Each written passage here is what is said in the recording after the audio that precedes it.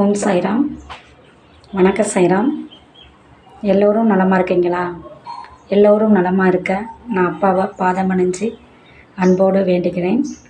குருவின் அருள் ஆசீர்வாதம் எல்லோருக்கும் கிடைக்க அப்பாவை மிக பணிவுடன் வணங்குகின்றேன். எல்லோரும் நலமாக இருப்போம். இன்றைக்கு அமாவாசை. இன்றைக்கு நம்ம முன்னோர்கள் அருளாலும் சாய் மகன் அருளாலும் நம்ம குலதெய்வத்தின் அருளாலும் எல்லோரும் நலமோடு வாழ அப்பாவை பிரார்த்திப்போம். குருவின் கருணையால் இந்த அமாவாசை அன்னதானத்தை நாங்கள் வருடங்களாக செய்கிறதுக்கு அப்பா வாய்ப்பு கொடுத்து நடத்திக்கிட்டு இருக்காங்க.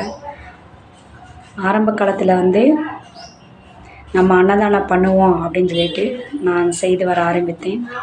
அதை அப்பா எனக்கு தியான மனையில் உணர்த்தினாங்க. அதுலேருந்து இன்ன வரைக்கும் அப்பா அன்னதானத்தை விடாமல் அன்னதான சேவை செய்கிற முடிஞ்சளவுக்கு நம்ம நடத்தி வந்துக்கிட்டு தான் இருக்கார். அப்பா சாய் மகான் சொன்ன வார்த்தை சத்திய வாக்கு அப்படின்னு சொல்லலாம். 2019 நம்ம அன்னதானத்தை கொடுக்க ஆரம்பித்தோம்.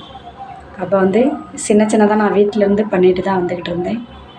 அப்புறம் அதில் என் கூட சில சாய்ராம் கலந்துக்கிட்டாங்க. இப்போ ஏன்னா தானாக பண்ணக்கூடாது, தான் என்ற அலங்காரம் வரும். இப்போ ஒரு சில சாய்ராம் என்கிட்ட சில பங்களிப்பை கொடுத்துக்கிட்டு இருக்காங்க. நாங்கள் எல்லாருமே சேர்ந்து தான் பண்ணிக்கிட்டு இருக்கோம். கூட்டு பிரார்த்தனை செய்கிறோம். அப்பா நம்மளுக்கு தேவையான ஆசீர்வாதத்தை கொடுத்துருக்காங்க.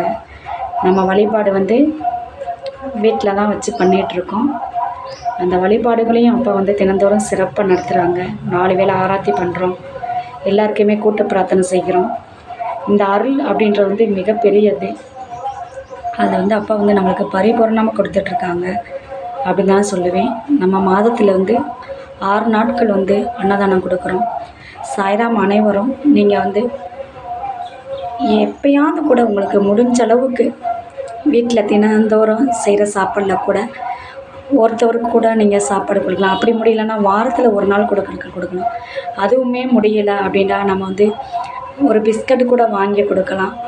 நான் அந்த மாதிரி தான் ஆரம்பித்தேன். ஆரம்பத்தில் பிஸ்கட்டு, சாக்லேட்டு இது மாதிரி தான் நான் வாங்கி கொடுக்கேன். அந்த கொடுக்கும் கைகள் அப்படின்றது அடுத்த அன்னதானத்தை எனக்கு வாய்ப்பு இறைவன் கொடுத்தாரு. ஏன்னா நான் எப்போயுமே கையில் ஒரு பை கொண்டு போவேன். எப்போ பார்த்தாலும் பை தூக்கியிருக்க அப்படின்னு நினைப்பாங்க.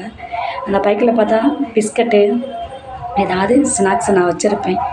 வழிப்போக்கில் யாராவது கொடுக்குற மாதிரி இருந்தால் மனசு சொல்லி உங்களுக்கு கூடண்டு எதை முடியாதவங்க இல்லை ஒரு மாதிரியே சாப்பாடே சாப்பிடாம விரத்தியாக நடந்து போகிறவங்க இந்த மாதிரி பார்த்து நான் கொடுப்பேன். பிஸ்கட்டு